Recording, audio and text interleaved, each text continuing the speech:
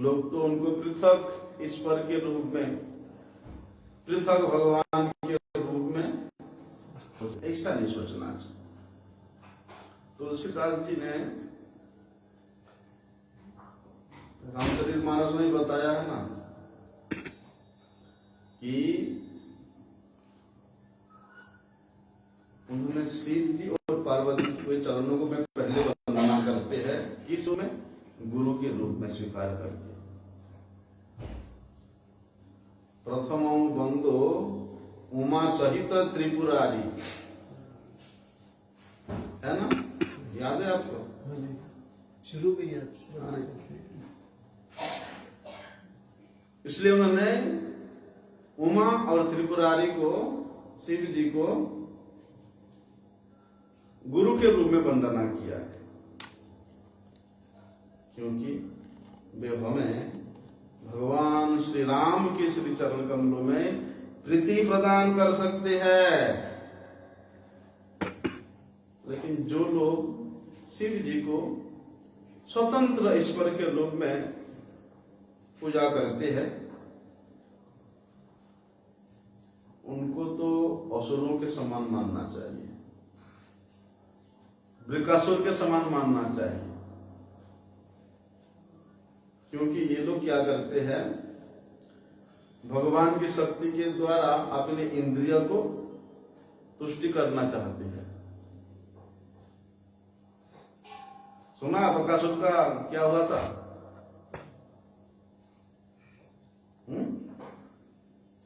ये जो बकासुर है, ये राक्षस इतना मूर्ख था, इसने अपने बल में एकदम चूर्ण था। हुआ क्या था, एक बार इस बकासुर ने नारद जी को पूछता है कि नारद जी, आप तो सब जानते हो, अब आप मुझे ये बताओ कि कौन सा ऐसा देवता है जिसको बहुत जल्दी प्रसन्न कर दिया जा सकता है। स्कंद पुराण में वर्णन है ये।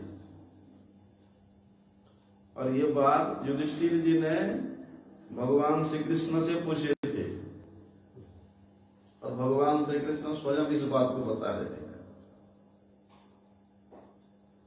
कि देखो, क्या पूछते हैं उन्होंने कि भगवान, आप तो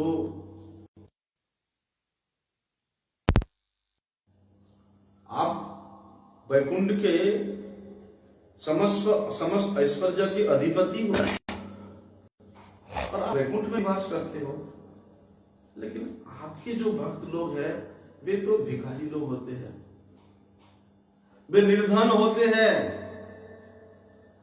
लेकिन शिव जी वे तो समस्त प्रकार के भोगों को त्याग करके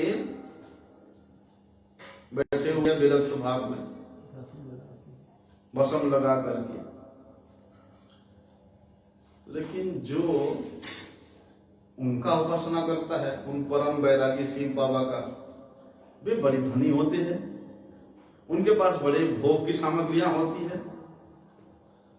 आप लक्ष्मीपति, आपकी उपासना करने वाला रास्ते का भिखारी बन जाता है, और वो रास्ते का भिखारी भोले बाबा, उसका आराधना करने वाला परम धनी बन जाता है। नारद जी बोलते हैं, युधिष्ठिर जी बोलते हैं, ये क्या है, मेरे समझ में नहीं आता है।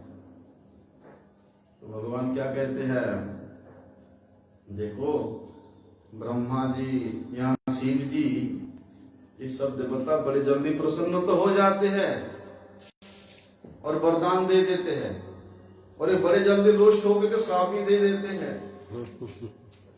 लेकिन मैं ऐसा नहीं करता। मैं मेरे उपासना करने वाला का श्रेय का कल्याण, श्रेय देखता हूं, उसका कल्याण देखता हूं, किससे उसका कल्याण होगा, और उसके अनुरूप मैं उसको वरदान देता हूं। भगवान क्या कहते हैं कि जे करे अमर आस तार करी सर्वनाश, तबु वो न छाड़े आस, तबे करी दासेर दास। भगवान कहते हैं कि जो मेरा आस करता है इसका सर्वनाश मैं उस पर कृपा करने के लिए उसके सारे धन को हर लेता हूं और उसके रास्ते का भिखारी बना देता हूं। जब इस प्रकार वो व्यक्ति संसार से निराश हो जाता है और उसके बाद भी वो मेरे आश्रय को नहीं छोड़ता है, तो मैं उसको भक्ति देता हूं, मेरे परम प्रिय भक्तों का संग प्रदान करता हूं और उसके ऊपर अहेतु की कृपा की वर्षा करता हूं। लेकिन ब्रह्मा जी हो या शिव जी हो, लोग वर तो देते हैं, वर देने के समय वे लोग अपने कल्याण, अपने उपासना करने वाला कल्याण के बारे में नहीं सोचते हैं। कभी कभी तो अपने वर के कारण वे स्वयं भी बुरी तरह से विपत्ति में फंस जाते हैं। ये भस्मासुर ही बांधिए है, वृकासुर के नाम से भी जाना जाता है। ये वृकासुर एक राक्षस था। कृष्ण नारद जी से पूछता है कि नारद जी ये बताओ कि कौन सा देवता है जो बड़ी जल्दी प्रसन्न हो जाता है। नारद जी कहते हैं अरे तुम शिव जी का उपासना करो, शिव जी तो आशुतोष है, वे बड़ी जल्दी प्रसन्न हो जाते हैं और वे बड़े जल्दी तुम्हारा मन की जो भी इच्छा है, मनोरथ है, उसको पूरा कर दे। रावण ने और बाणासुर ने तो केवल भगवान को स्तुति करके, शिव जी को स्तुति करके उनको प्रसन्न कर दिया और वे लंका का रावण बन गए, सोना के लंका का राजा बन गए। और बाणासुर तो अपने हाथों से सिर वाद्य यंत्र बजा करके भगवान को स्तुति करके प्रसन्न किया। क्या वर मांगा कि प्रभु मेरे पर प्रसन्न हो, तुम मेरे राज्य का रक्षा आप ही करो।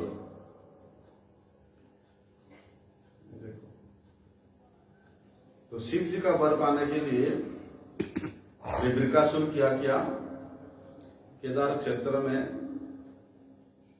जाकर के अग्नि को ही शिव जी का स्वरूप मान करके, शिव जी का मुख मान करके वे अपने शरीर का मांस को काट काट के उसमें हवन करके करने लगा।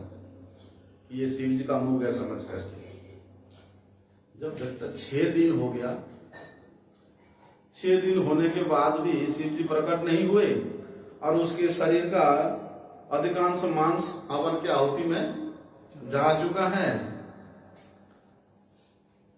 तो उसने क्या 6 दिन 7वें दिन अपने शीश को काट करके उस अग्नि में आहुति देने के लिए तलवार उठाया। तो परम दयालु भगवान शिव जी वहां प्रकट हो जाते हैं और उसके हाथ को पकड़ लेते हैं। कहते हैं तो शिव जी के स्वर से तो उसके जहां जहां भी उसने अपना मांस को काटा था वे सब पहले जैसा उसका अंग पूर्ण हो गया। तो शिव जी कहते हैं अरे वृका, मैं तो केवल थोड़ा सा जल चढ़ाने से प्रसन्न हो जाता हूं और तुम ये क्या कर रहे हो, अपने शरीर को इतना कष्ट क्यों दे रहे हो? मांग लो जो मांगना, प्रसन्न हूं मैं। भोले बाबा प्रसन्न हो गए। वृकासुर देखता है शिव जी के साथ में माता पार्वती भी आई है और माता पार्वती का इतना सुंदर रूप देख के उसके मुंह में तो पानी आ गया कि अब तो पक्का है कि ऐसा वर मांगूंगा जैसे ये पार्वती मेरी पत्नी हो जाए। बड़े सोचने विचारने लगा कि पार्वती जी को मैं कैसे प्राप्त कर सकूं।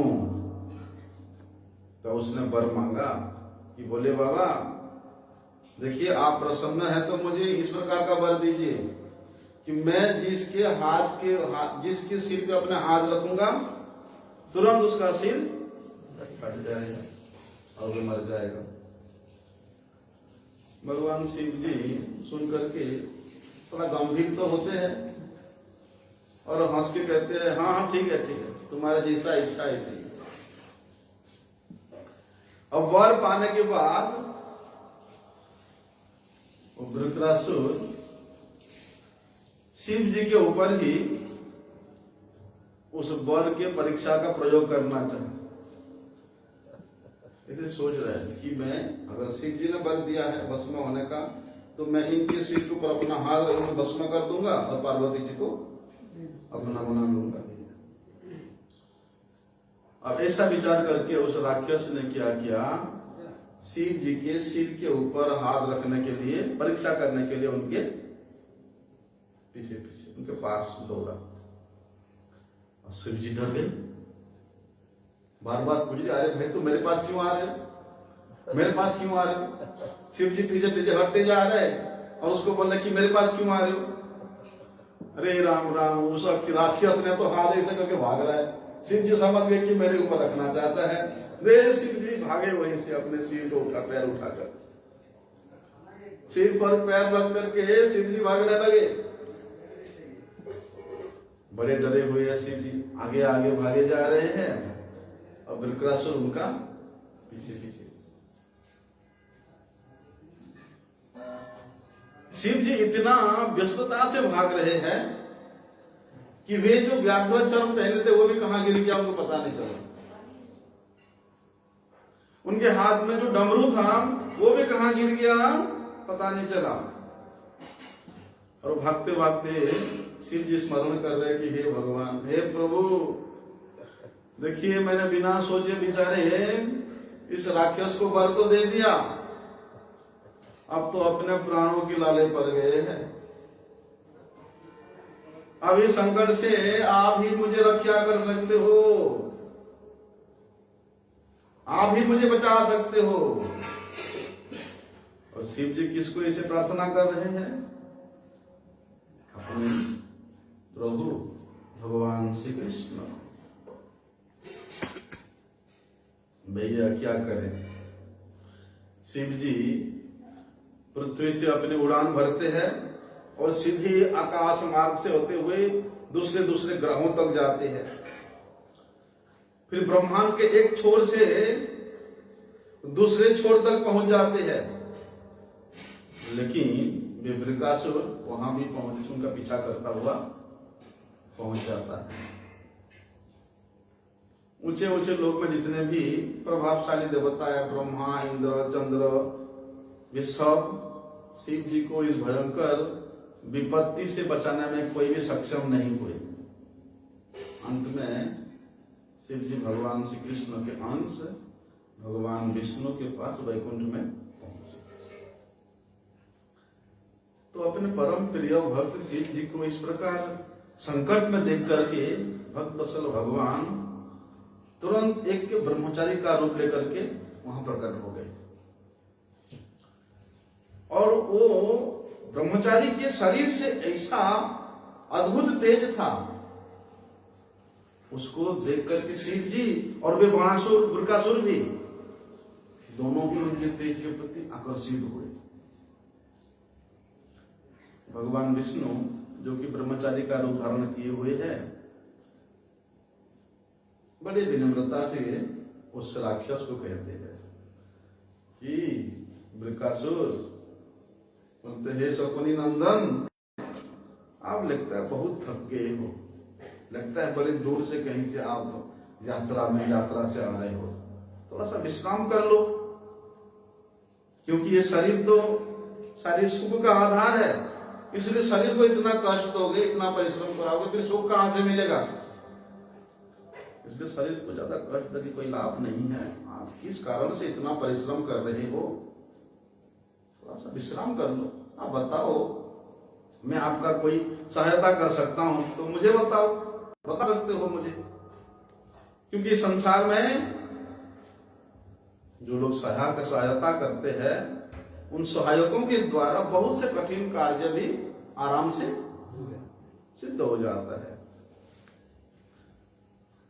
वे तो भगवान विष्णु थे और ब्रह्मचारी के रूप में इतना तेज संपन्न, उनके तो प्रत्येक शब्द से मानो अमृत ही बरस रहा था। तो उनकी उस माया को उस वृत्रासुर समझ नहीं पाया। थोड़े देर विश्राम करके कहता है कि शिव जी मुझे वरदान दिया है कि मैं जैसे ही किसी के सिर पर हाथ रखूंगा उसका सिर फट जाएगा, वो व्यक्ति मर जाएगा। अब मैं इस वर की परीक्षा उन्हीं पर करना चाहता हूं, लेकिन वर दिए है वो, और वो डर के मारे भागे जा रहे हैं। अब मैं क्या करूं, मैं भी भाग रहा हूं उनके पीछे पीछे। तो वे ब्रह्मचारी रूपधारी भगवान विष्णु कहते हैं, वृत्रासुर तुम तो बुद्धिमान हो, ऐसी बातों पर विश्वास करते हो। शिव वो तो गांजा पीता है, वे तो कई प्रकार के नशीली वस्तुओं का सेवन करता है, श्मशान में रहता है, जितने भूत पिशाच है वे उसके अनुचर है। तो भला उसकी बात में कौन सी सत्यता हो सकता है? उसने बोल दिया तो उसके बात में कौन सा सत्यता हो सकता है? देखो तुम तो खुद जानते हो कि दक्ष प्रजापति के शाप से उसने पिशाच भाव को प्राप्त हो गया है। फिर भी आप विश्वास करते हैं कि वो इतना शक्तिशाली है कि वे वरदान दे सके। उसके वरदान हमेशा झूठा ही होता है। वे तुमको छल रहा है, वे तुमको मूर्ख बना रहा है। तुम व्यर्थ ही ये शिव के पीछे भाग रहे हो और अपने शरीर को काटते रहे हो। लेकिन जितना भी भागो, अगर तुम उसके सिर पर हाथ भी रख दोगे तो उसका कोई प्रभाव होने वाला नहीं है। अगर तुम विश्वास नहीं करते हो मेरी बात को, तुम अपने सिर के ऊपर हाथ रख के देखो, कुछ नहीं होने वाला, कुछ नहीं होगा। अरे मैं बता रहा हूं ना, कुछ नहीं होगा। इस प्रकार भगवान की माया से मुक्त होकर के वृत्रासुर ने ठीक वैसा ही किया। ठीक है, आप यही बोल रहे तो फिर मैं अपने सिर के ऊपर हाथ रख करके देखता हूं क्या होता है। इस प्रकार उसने भगवान विष्णु के उस मधुर मधुर वाणी से छलावे में आ गया और भगवान शिव की शक्ति को,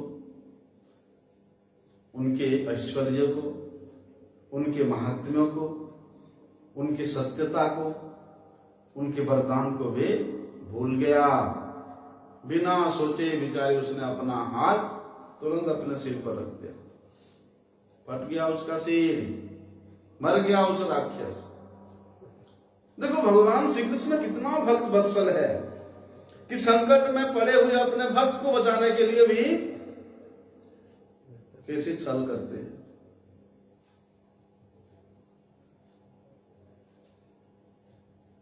झूठ तक बोलते हैं।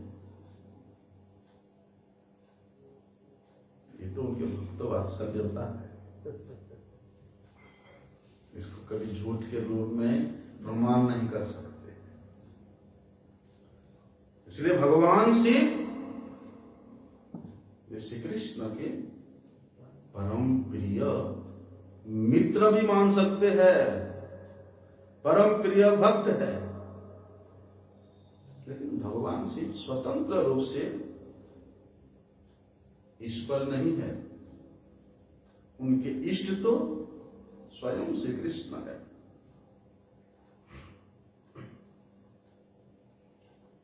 भगवान विष्णु जो कि सभी प्रकार के माया के गुणों से परे है, उनके द्वारा भगवान शिव की रक्षा हुई और उनको जीवन दान भी मिला। नहीं तो शिव जी आज तो फंस गए होते।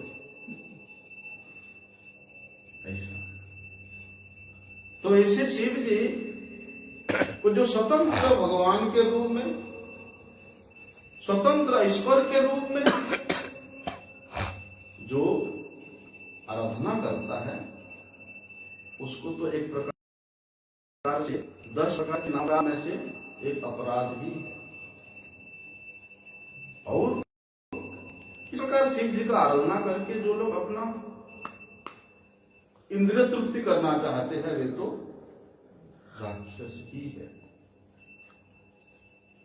इसलिए शिव चतुर्दशी के दिन में शिव जी की महिमा को श्रवण करना ये भक्ति का एक अंग ही है, क्योंकि वे वैष्णव श्रेष्ठ है। वैष्णवों के चरित्र को श्रवण करना, वैष्णवों के गुणगान करना ये भक्ति का एक श्रेष्ठ अंग है।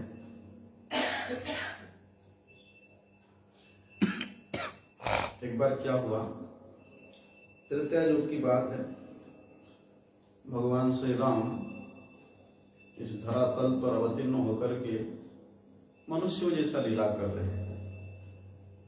और आप सब लोग तो जानते हैं, वनवास के समय में रावण के द्वारा सीता जी का अपहरण हो गया और उनके जीवन में भगवान श्री रामचंद्र बिलक रहे हैं, बिलक बिलक करके रो रहे हैं। लक्ष्मण जी कितना भी सांत्वना दे, उनका रोना बंद ही नहीं हो रहा है। जितने लक्ष्मण जी भगवान श्री राम को सांत्वना देते, रामचंद्र जी उतना ही अधिक अधीरता के साथ विलाप करते। तो व्याकुल होकर के वृक्षों से पूछते, लता से पूछते, पशु पक्षियों से पूछते, और गोदावरी के तट पर जाकर के उस पंचवटी में कहते, हे पंचवटी, क्या तुमने मेरे प्यारे सीता को देखा? वे कहां गई? हिरणों के पास जाकर के पूछते हैं, हिरण क्या तुमने मेरे सीता को देखा? हे गोदावरी, क्या तुमने मेरी प्रिया सीता को देखा? वो मुझे छोड़कर कहीं चली गई। तो भगवान शंकर जी दूर से सती जी के साथ में बैठ करके अपने प्रभु के ऐसे नर लीला को मुग्ध होकर के दर्शन कर रहे थे। शंकर जी तो उस लीला को देख करके मुग्ध हो गए, उनके शरीर में रोमांच आ गया। और शंकर जी सोचते, अरे ये तो मेरे प्रभु की माधुर्यपूर्ण लीला है, और इसको तो जो दर्शन करता उसका हृदय तो द्रवित हो ही जाता है। इसलिए मेरे प्रभु के इस माधुर्य लीला में बाधा नहीं देना चाहिए। इसलिए उन्होंने वहीं दूर से ही अपने आराध्य भगवान श्री राम को प्रणाम किया और उनका परिक्रमा करके वो चल गई। तब सती जी, माता सती वे पूछती है कि हे नाथ, आपने किसको प्रणाम किया? आप किसको प्रणाम कर रहे हो? तो शंकर जी मुस्कुरा जाते हैं और सती जी के मन में क्या चल रहा है गोलमाल वे समझ जाते हैं। सती जी फिर पूछते हैं, नहीं प्रभु बताओ तो सही, आप किसको प्रणाम कर रहे हो? तो भगवान शंकर कहते हैं, मैंने मेरे आराध्य देव सर्व अंतर्यामी ब्रह्मांड की सृष्टि करने वाले भगवान श्री राम को प्रणाम कर रहा हूं। तो सती जी के मन में भगवान श्री राम, शिव जी के इस वाणी के ऊपर कोई विश्वास नहीं हुआ। और सती जी पूछती है, क्या ये वही है जो अपने स्त्री के लिए बिलक बिलक कर रो रहे हैं और इन वृक्षों से, इन लताओं से, इन नदी से, इन पेड़ पौधों से पूछ रहे हैं कि मेरे प्रिया को कोई देखे हो तो बोल दो? ये तो कामी पुरुष है और इनको ये पता नहीं है कि उनकी पत्नी कहां है। मैं तो जानती हूं कि इनकी पत्नी सीता लंका में है, रावण के अशोक वाटिका में, मैं जानती हूं। अगर ये परब्रह्म है, अगर ये भगवान है, तो वे क्या अपने पत्नी सीता की रक्षा नहीं कर सकते थे? अगर ये सर्वशक्तिमान है तो रावण इनके पत्नी को चुरा के ले जा सकता है। और भला पर ब्रह्म की कोई पत्नी भी होती है क्या? वे तो स्वयं रस स्वरूप है। तो सती जी को भगवान शंकर जी के इन बातों पे संदेह हो गया। कहते हैं ना, साधु शास्त्र गुरु वाक्य चित्ते ते करिया ऐक्य। साधु के कथा में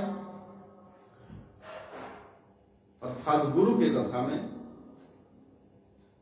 शास्त्र के कथा में और स्वयं भगवत वाणी में कभी भी अविश्वास नहीं करना चाहिए, कभी भी संदेह नहीं करना चाहिए। और जो इन साधु शास्त्र और गुरु के वाक्य में जो अविश्वास करता है, संशय करता है, तो भगवत क्या कहते हैं? आत्मा विनश्यति। विनश्यति मतलब उसने अपनी परमार्थ से च्युत हो जाता है। तो शंकर जी देखते आए तो बड़े गंभीर स्थिति है,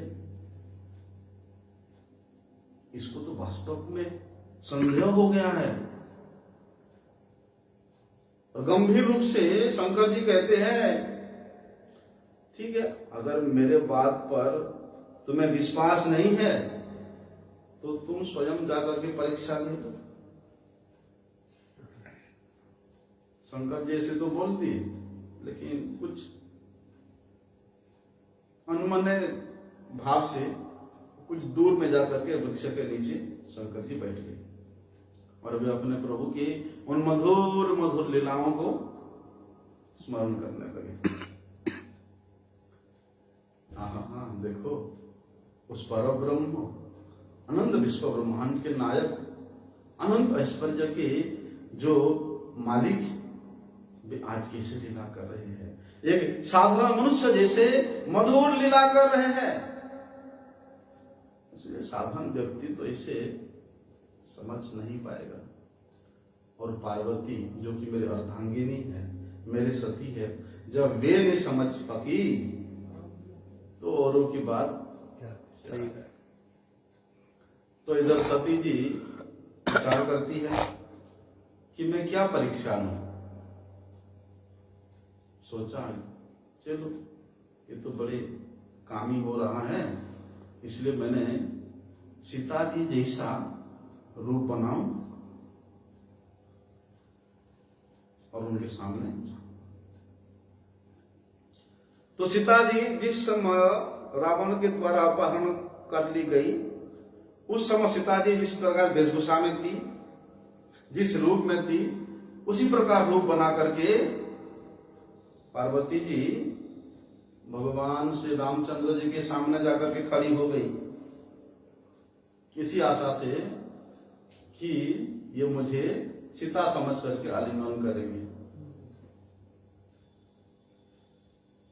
परंतु भगवान श्री रामचंद्र ने उन्हें देख करके भी अनदेखा कर दिया और वे दूसरी तरफ, दूसरी दिशा में घूम करके जाने लगे। और दूसरी दिशाओं में जाकर के वृक्षलताओं से पूछते हैं कि मेरी प्यारी सीता को कहीं कोई देखा है। तो इस प्रकार सीता जी के विरह में भगवान श्री रामचंद्र एक प्रकार से भी बावरे हो रहे हैं।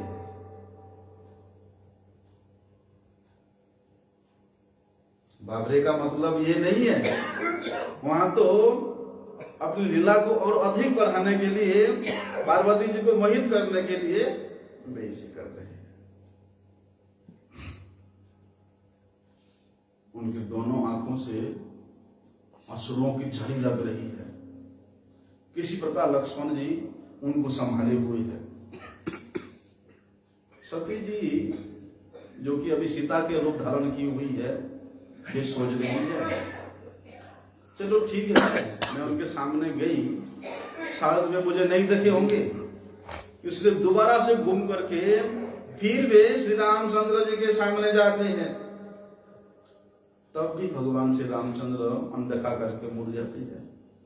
तो इस प्रकार सती जी चारों ओर उनके सामने जाती है और बार बार भगवान श्री रामचंद्र मुड़ करके उनको अनदेखा करते हैं।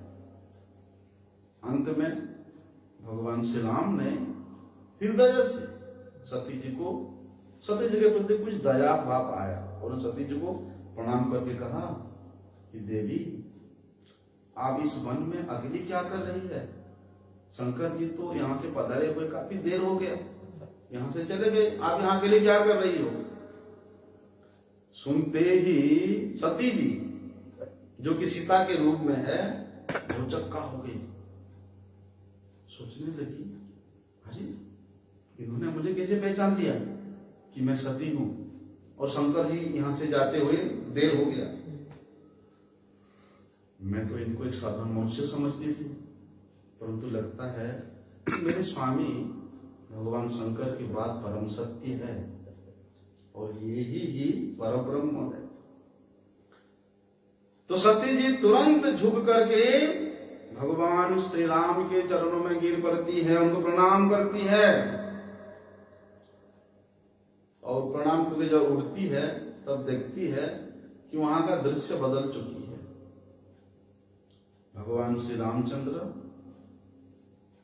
उनकी बाईं ओर बड़े ही प्रसन्न मुद्रा में सीता जी के साथ खड़े हुए हैं। और जिस प्रकार अयोध्या में राज्य सिंहासन में भगवान श्री राम और सीता बैठे जिस नजर में आते थे, उसी दृश्य को सती जी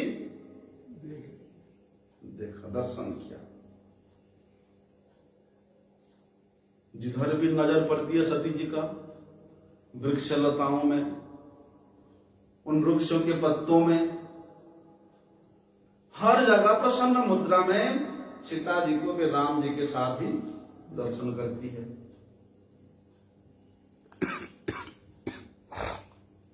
लेकिन वे रूप वनवास का रूप नहीं था।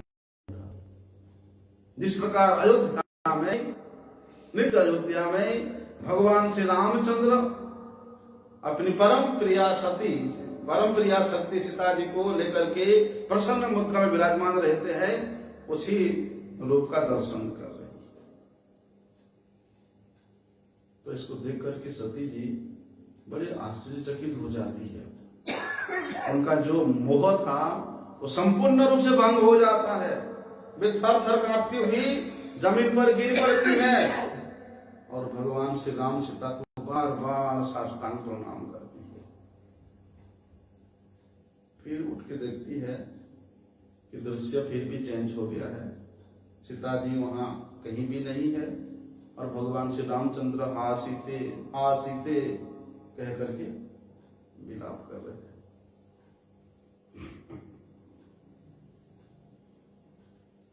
अभी सती जी मुड़ करके जाने लगी। इस प्रकार बड़े विषादग्रस्त होकर के, दुखी मन से, प्रसन्न होना चाहिए कि मैं साक्षात मेरे पति के आराध्य भगवान श्री राम का सीता जी के सही दर्शन किया, प्रसन्न होना चाहिए। लेकिन यहाँ बड़े विषादग्रस्त होकर के जा रही है कि मैं अपने गुरु, अपने पति, उनके बात के ऊपर संदेह किया, विश्वास नहीं किया। अब मैं उनको क्या कहूंगी?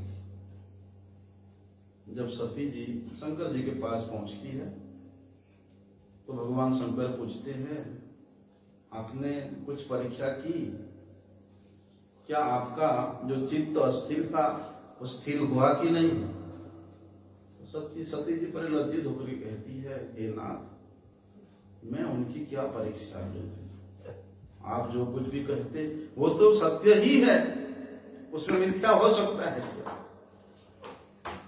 एक तो गुरु के बात पर पहले संदेह हुआ और दूसरी अपनी हृदय की बात को गुरु के पास छिपा रही है, झूठ बोल रही है। ये तो महाअपराध हो गया। इसीलिए जो एक शरणागत शिष्य होता है, एक सच्चा शिष्य होता है, वे हमेशा अपने गुरु में निष्ठा रखता है, क्योंकि वे गुरु अनुभूति संपन्न होते हैं। वे शिष्य ये जानता है कि मेरे गुरु साक्षात भगवान के प्रकाश है, वे साक्षात भगवान के समान है, क्योंकि वे सब कुछ जानते हैं। अगर चित्त की दुर्बलता तो सब में होता है, प्रत्येक साधक में चित्त की दुर्बलता होती है, लेकिन उस चित्त की दुर्बलता को गुरु के सामने कभी भी नहीं छुपाना चाहिए, उनसे स्पष्ट रूप से कह देना चाहिए, तभी तो वे परम दयालु गुरु उसका निराकरण करते हैं। तो शंकर जी सती के गुरु ही थे, और उन्होंने एक तो उनके बात को विश्वास नहीं किया। यदि एक शिष्य अपने गुरु के बात पर विश्वास नहीं करता है तो उसका भक्ति और उसका पारमार्थिक जीवन पूरा नष्ट हो जाता है।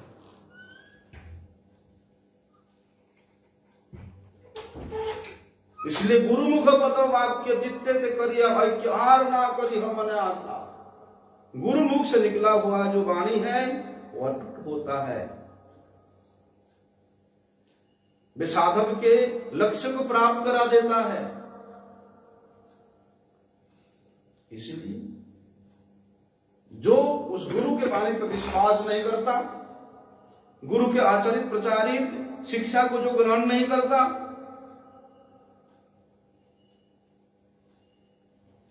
और अपनी अपनी मत के अनुसार अलग अलग पथ निकालने वाले जो शिष्य होते हैं, वे परमार्थिक जीवन से च्युत हो जाते हैं।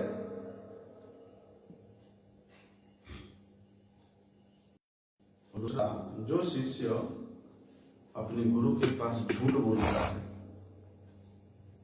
उसका तो नरकगामी होता ही होता है।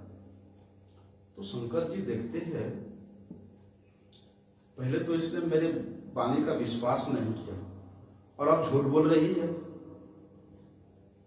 और अगर मैं कुछ इसको और कहूं तो इसने अपनी इन बातों को ढकने के लिए और भी झूठ बोलेगी और भी अपराध करेगी। इसलिए शंकर जी कुछ नहीं बोले। लेकिन शंकर जी ये देखने के लिए ध्यान लगाया कि सती जी ने ऐसी क्या परीक्षा ली। तो उस ध्यान में शंकर जी देखते हैं, अरे इसने तो सीता जी का रूप धारण किया है, सीता जी का रूप बनाया है, और सीता जी तो वे मेरी मां है, वे मेरी आराध्या है। तो शंकर जी मन ही मन सोचते हैं कि इस शरीर में, इस रूप में सती मेरी आराध्या माता सीता के समान हो गई है, इसलिए मेरी माता के समान हो गई है, और मैं इसे अपनी अर्धांगिनी के रूप में, अपने शिष्या के रूप में कभी ग्रहण नहीं कर सकता। जब तक मेरा जीवन रहेगा या जब तक ये जीवित रहेगी, तब तक इस शरीर से केवल मेरी आराध्या माता सीता का ही संबंध रहेगा, उस नाता को छोड़ करके दूसरा नहीं रहेगा। तो शंकर जी के इस प्रकार के कठोर उस दृढ़ प्रतिज्ञा को सुन करके आकाश से देवताओं ने फूल की वर्षा करने लगे, और देवता लोग गंभीर स्वर से आकाशवाणी के द्वारा कहते हैं कि हे भगवान, आपके समान ऐसे दृढ़ प्रतिज्ञा करने वाला संसार में दूसरा और कोई नहीं, आप धन्य है। तो सती जी डर गई और उनसे पूछती है कि स्वामी, हे भगवान, आप क्या प्रतिज्ञा की है? तो शंकर जी मौन हो जाते हैं, कुछ नहीं कहते हैं। तो सती जी के हृदय में बड़े कष्ट होता है। जब वे कैलाश वापिस आते हैं तो तो कैलाश से वापिस आकर के पहले तो शिव जी के बाएं तरफ ही सती जी का आसन होता था, अर्धांगिनी है बोल के, लेकिन शिव जी ने स्वयं अपनी हाथ से सती जी का आसन को उठा करके अपने सामने बिछा दिया। वैदिक रीति के अनुसार पत्नी जो होती है वो पति के बाएं ओर बैठती है, और माता जो कि गुरुदेव के समान है वे बड़े आदरणीय है, इसलिए वे अपने पुत्र के सामने मुंह करके बैठती है। इसलिए भगवान को अपनी बाईं ओर रख करके प्रणाम करना चाहिए। शास्त्र कहते हैं ना, भगवान को हमेशा अपनी बाईं ओर रख प्रणाम करना चाहिए, क्योंकि वे हमें देखें। और गुरु साक्षात भगवान के प्रकाश है, वे हमारे सामने प्रकट रूप में है, इसलिए उन्हें सामने से प्रणाम करना चाहिए। तो कहते हैं ना, तद्विद्धि प्रणिपातेन परिप्रश्नेन सेवया उपदिक्षन्ति ज्ञानम ज्ञानिनाम तत्वदर्शिनाम। इसलिए गुरु के सामने जाकर के, गुरु के निकट जाकर के प्रणाम पूर्वक उनसे ये सत्य वाणी जानने का प्रयास करना चाहिए, दीन होकर के उनसे जिज्ञासा करना चाहिए, उनकी सेवा करना चाहिए, क्योंकि तत्वज्ञानी गुरु ने वे तो सत्य का दर्शन किए हैं, इसलिए वे सत्य का ही उपदेश देते हैं, सत्य का ही ज्ञान देते हैं। तो सती जी को शंकर जी का इस प्रकार व्यवहार कि सारा जीवन में उनके बाईं ओर बैठी आई हूं, लेकिन आज उन्होंने अपने आसन को सती जी समझ गए और शंकर जी के भावी विरह का संभावना को देखते हुए बड़े रोने लगती है। सती जी समझ गए कि शंकर जी ने मेरा त्याग कर दिया है, शंकर जी मुझे माता के समान व्यवहार कर रहे हैं, क्योंकि मैंने उनकी आराध्या सीता जी का रूप धारण किया था। अब मुझे इस देह से, इस शरीर से क्या प्रयोजन, जो शरीर मेरे स्वामी शंकर जी की सेवा में ना लगे। भगवान शंकर जी जिसको ग्रहण ना करे उसको रख के क्या फायदा। तो इस प्रकार सोचते सोचते वेदना से भरे हुए हृदय को लेकर के एक एक दिन सती जी अपने जीवन के इस प्रकार व्यतीत कर रहे थे। तो एक दिन देखा आकाश मार्ग से अनेक देवताओं ने अपने पत्नियों के साथ विमानों में बैठे हुए जा रहे हैं, और जाते हुए वे सब के सब सती जी के पिता दक्ष प्रजापति के द्वारा आयोजित जो यज्ञ है, विशाल यज्ञ है, उसके बारे में भी चर्चा करते हुए जा रहे हैं। तो सती जी शंकर जी के पास आते कहते हैं कि प्रभु, मेरे पिता के यहाँ बहुत बड़ी यज्ञ का आयोजन हो रहा है, इसलिए हमको भी वहां जाना चाहिए, क्योंकि वहां मेरे से जो बड़ी बहनें हैं, मेरे बहनें आएगी, और मुझे अपनी माता बहनों से मिले हुए भी बड़े दिन हो गया है, उन लोगों से मिलने में मेरा बड़ा मन हो रहा है, मेरा मन मचल रहा है। इसलिए पति के घर में, गुरु के आश्रम में और माता पिता के यहाँ बिना बुलाए ही जा सकते हैं। वहां से अगर निमंत्रण ना आए, बुलावा ना आए, तो भी वहां जा सकते हैं, वहां कोई रोक टोक नहीं है। लेकिन आज तक तो कहा, अरे मेरे पिता के यहाँ शादी हुआ, मुझे नहीं बुलाए, मैं क्यों जाऊं, नहीं बुलाए तो मैं क्यों जाऊं। मेरे गुरु के 25 मठ है, उस मठ में वार्षिक उत्सव हुआ, तो प्रत्येक वर्ष वहां पर निमंत्रण पत्र दिया जाता है। बाय चांस अगर किसी मठ में नहीं पहुंचा, हाँ वार्षिक उत्सव हो रहे हैं वहां पर, हमको निमंत्रण नहीं दिया, हम क्यों जाएंगे, अपनी इच्छा से नहीं जाएंगे। नहीं, ऐसा पति के घर में, गुरु के स्थान पे और माता पिता के गृह में बिना बुलाए ही जा सकते हैं। सती जी का इस बात को सुन के शंकर जी तुरंत उस अपमान की याद किया कि दक्ष प्रजापति ने किस मर्म भेदी वाणी के द्वारा इनका अपमान किया था। क्या किया था? तो जितने प्रजापति गण हैं, इन सब प्रजापतियों ने एकत्रित होकर के एक विशाल यज्ञ का आयोजन किया था और उस यज्ञ में स्वर्ग के सारी देवता, समस्त मुनि और उनके जितने भी अनुयायी सब वहां एकत्रित हुए थे। तो उस यज्ञ में सती जी के पिता जो दक्ष प्रजापति था, वे सबसे पावरफुल था। जितना भी प्रजापति थे सबसे भी ज्यादा पावरफुल थे, क्योंकि उनका ऐसा तेज था। जैसे ही दक्ष प्रजापति उस यज्ञ की सभा में प्रवेश किया तो उनके तेज को देख करके सिर्फ ब्रह्मा जी और शंकर जी को छोड़ करके जितने भी इंद्र, चंद्र, वरुण देवता थे, सब के सब अपनी अपनी आसन से खड़े होकर के उनका स्वागत किया। दक्ष प्रजापति ब्रह्मा जी को प्रणाम करते हुए अपने आसन पे बैठ गए। तो बैठते समय देखते हैं कि महादेव जी पहले के तरह अपने आसन में बैठे हुए हैं, वो खड़े नहीं हुए। ये देख करके दक्ष प्रजापति क्रोध के मारे एकदम तमतमा गया और सभी सभासदों से कहते हैं, ये निर्लज्ज महादेव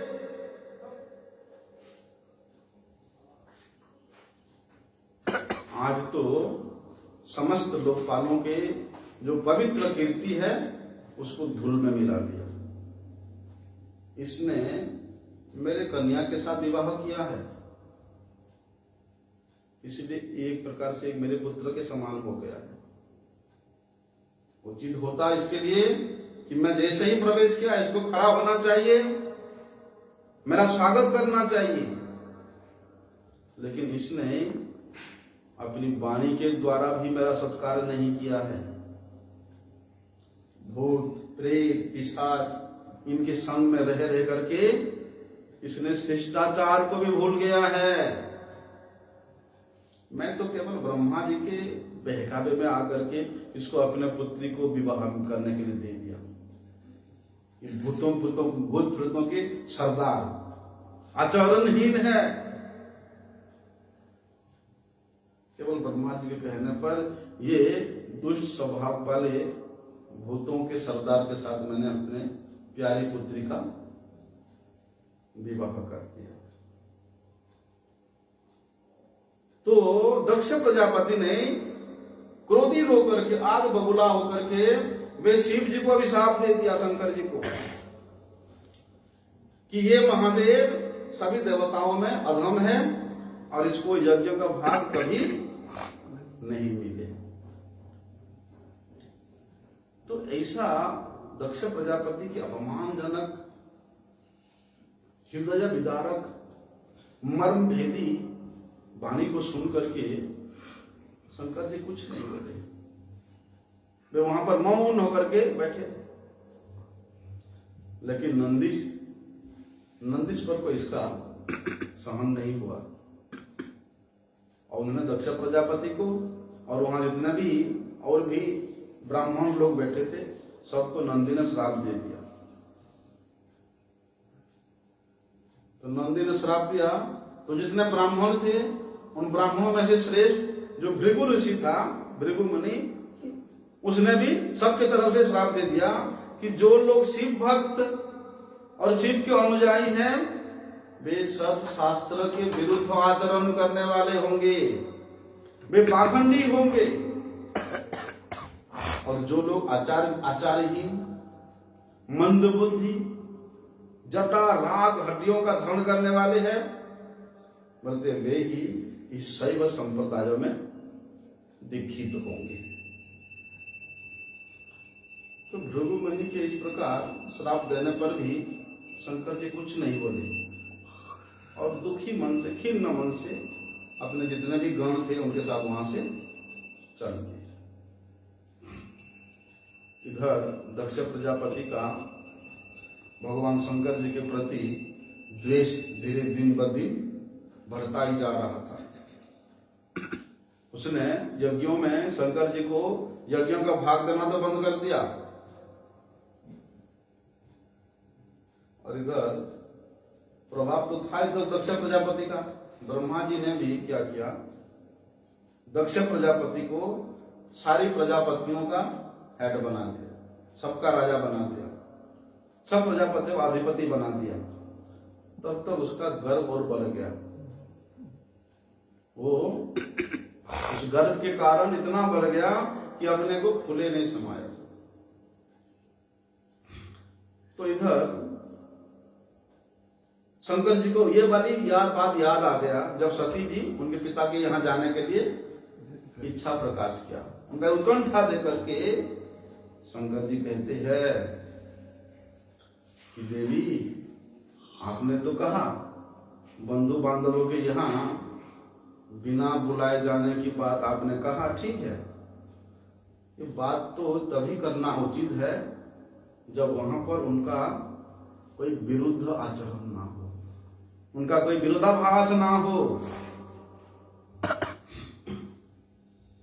क्योंकि विद्या, तप, धन, सुंदर और स्वस्थ देह, युवावस्था, उच्च कुल में ये सत्पुरुषों के गुण है, परंतु नीच पुरुषों में ये ही अवगुण हो जाते हैं। सत्कुल में जन्म होते हुए भी ये सत्कुलाचार और भूता गुण होने पर भी अगर नीच पुरुष है तो उसमें यही सारी गुण अवगुण हो जाता है। क्योंकि जो अनधिकारी है, जो नीच है, अगर उसको ये सब चीज मिल जाता है तो उसका अभिमान भी बढ़ जाता है और अभिमान के कारण उसका विवेक बुद्धि भी नष्ट हो जाती है और बुद्धि नाशात् प्रणश्यति। बुद्धि नाश होने से, विवेक नाश होने से सर्वनाश की ओर ले जाता है। इसी कारण से महापुरुषों के प्रभाव को वे लोग कभी नहीं देख पाते, कभी नहीं जान पाते, उनके प्रति बड़े आसानी से अपराध करते हैं। वही दक्ष प्रजापति क्या हुआ, शिव जी जैसे उनके महिमा तो हम लोगों ने श्रवण किया। उनको क्या सोचता है कि मैं आया तो खड़ा नहीं हुआ है, और उसके एक छोटे से घटना के कारण को कितना श्राप दे दिया, कितना घोर अपराध किया दक्ष प्रजापति ने। इसलिए जो अस्थिर चित्त वाला बंधु है, स्वजन है, उनके वहां बिना बुलाए भी नहीं जाना चाहिए। शिव जी कहते हैं जिसका मति स्थिर नहीं, जिसका बुद्धि स्थिर नहीं, जिसका विवेक स्थिर नहीं है, अगर ऐसा बंधु बांधव आपको बुलाए भी किसी अनुष्ठान में तो भी वहां नहीं जाना चाहिए।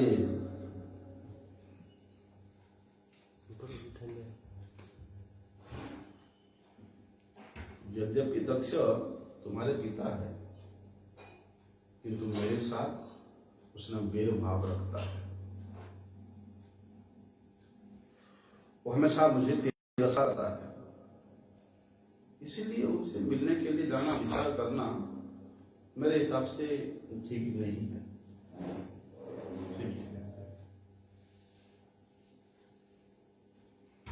इधर सती जी के हृदय में बड़े द्वंद्व चल रहा है। वे निश्चय नहीं कर पा रही है कि मुझे क्या करना चाहिए। इधर से एक और उनके बंधु बांधव माता बहनों से मिलने के लिए बड़ी उत्कंठा है, दूसरी ओर शिव जी का अप्रसन्नता। तो इस प्रकार शोक के कारण और क्रोध के कारण भी उनका चित्त क्षुब्ध हो गया। और स्त्री स्वभाव तो होती ही है, स्त्री स्वभाव के कारण उनकी बुद्धि भी मूर्ख हो गई।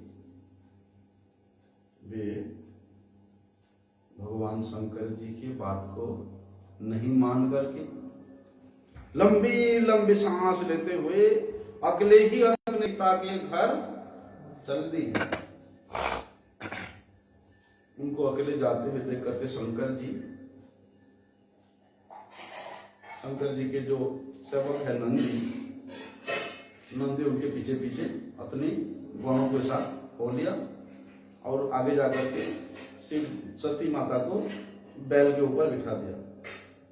जिस प्रकार से एक महारानी जाती है, छत्र चंबर आदि जितना भी राज चिन्ह है और दुमदुभी शंख बांसुरी से बजाते हुए नंदी ने अपनी गणों को लेकर के माता सती के साथ वहां पहुंचते हैं।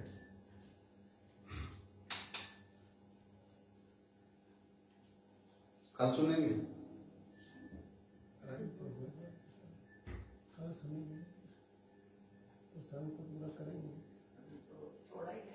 थोड़ा इस प्रसंग सुन लेते, 5 मिनट लगेगा। 5 मिनट लगेगा। माता सती अपनी सेवकों के साथ दक्ष की यज्ञशाला में पहुंचती है और दक्ष वहां पर कैसे उनका सम्मान करेगी, अवहेलना किया। इसलिए अवहेलना के कारण माता सती अपने बहनों के द्वारा दिया हुआ जो भी उपहार है उसको ग्रहण नहीं किया। और वहां पर सब तो डरते थे कि सती जी का बहनों को छोड़ करके और उनके माता को छोड़ करके कोई भी, हजारों लोग बैठे हुए हैं, कोई भी सती का सम्मान नहीं किया, कोई उनसे मिलने तक नहीं आए। इसलिए पिता के द्वारा ऐसे अपमानित होने के कारण सती ने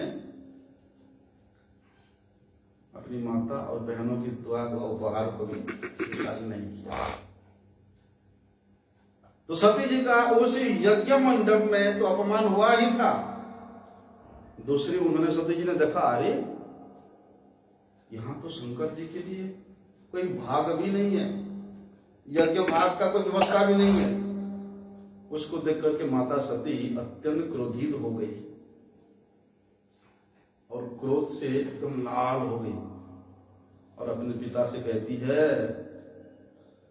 कि भगवान शंकर तो सभी के प्रिय आत्मा है, उनका ना कोई मित्र है ना कोई शत्रु है, इसलिए किसी के प्रति उनका कोई भी प्राणी के प्रति भेदभाव नहीं है उनका। बल्कि संसार के ये जो नश्वर धन संपत्ति ये सब वस्तुओं में जो चूर है, आप जैसे व्यक्ति उनसे भी द्वेष करते हैं। अरे जिनके चरणों में गिरे हुए निर्माल्यों को ब्रह्मा आदि बड़े बड़े देवता भी धारण करने के लिए लालायित रहते हैं, उनके चरणों को धूल को अपने शीश पर लेकर के वे लोग अपने आप को धन्य मानते हैं और आपको एक साधारण प्रजापतियों का वो बना दिया, सरदार बना दिया, उससे आप उनको प्रति इतना अपमान करते हो, इतना शत्रुता मोल लिया आपने।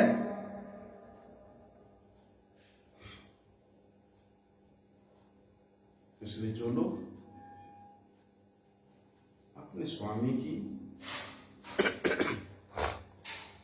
बात को मान करके इस प्रकार अनाचार करते हैं, अधर्म का आचरण करते हैं, उनका भी कभी मंगल नहीं होता है।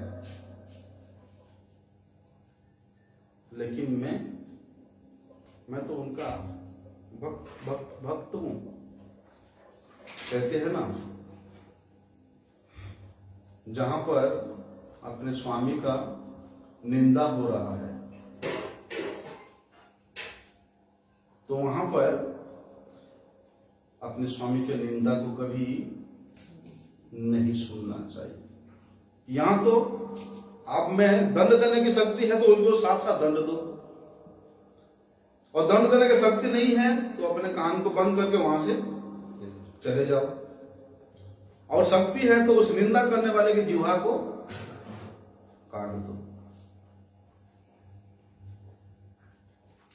अरे इस पाप को रोकने के लिए तो सबक लोग क्या करते हैं, अपनी प्राण तक न्यौछावर कर देते हैं कि हाय हाय, मैं इन कानों के द्वारा मेरे स्वामी का इस अपमानजनक शब्द सुना, इसलिए शरीर को मैं धारण करूंगा। कैसे? प्राण त्याग देना ही धर्म है। अब भगवान नीलकंठ से द्वेष करते हैं,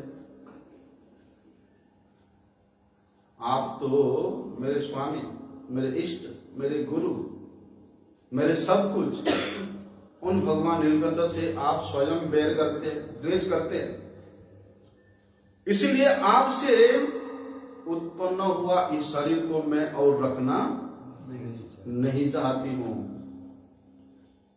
जिस शरीर के द्वारा संबंधित हुआ है और उस शरीर से आपने, उस वाणी से, उस जीवा से आपने मेरे इष्ट का इतना अपमान किया, इसलिए आपके शरीर से इस शरीर उत्पन्न होने के कारण मैं इसको रखना नहीं चाहती। ऐसे कहकर के माता सती वहीं भूमि पर बैठ गई, आंखें बंद करके भगवान शंकर जी का ध्यान किया और अपने ही योग बल से वे अपने देह की अग्नि को प्रकट करके अपने देह को जला करके भस्म कर दिया। तो इस प्रकार शरीर त्यागने से सीता जी का क्या हुआ, सती जी का क्या हुआ, अपने जितना भी शिव विरोधी अभिमानी पिता से संबंध हमेशा के लिए टूट गया। इसलिए जो लोग भक्त विद्वेषी है, जो लोग भगवान विद्वेषी है, उनके साथ कभी भी किसी भी प्रकार का संबंध नहीं रखना चाहिए।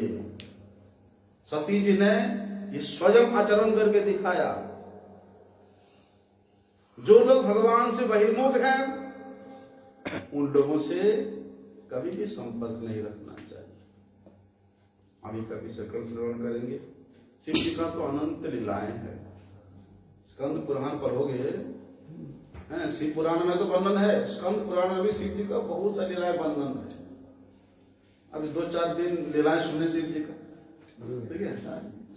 वंशा कृपा सिंधु